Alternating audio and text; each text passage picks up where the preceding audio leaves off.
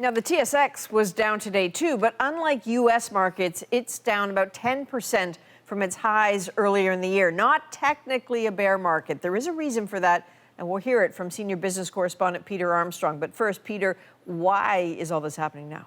Adrienne, there's been a real shift in what's driving the economy. I mean, think back for the last, 12 years. The dominant force was cheap money sloshing around markets. And this sense that central banks were willing to jump in to prop up markets and economies when things did go a bit sideways. But that's all changed. The dominant force now is inflation. It's driving up prices. It's eating into our purchasing power.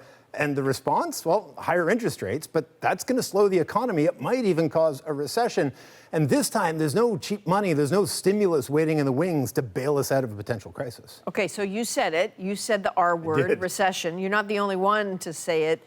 How is Canada's economy actually doing, though? It's the envy of the world. Look, Canada had the best first quarter growth rate in the OECD. And a big part of that is surging energy prices, which benefit the Canadian economy. But here's the weird thing about inflation. It can change our behavior in a way that can amplify a potential downturn. That, if you're feeling squeezed by rising prices or you're worried about a potential recession, you may not decide to buy that thing you've had your eye on. You may delay it. And enough people do that, or they delay or cancel purchases. That in itself can end up slowing down the economy.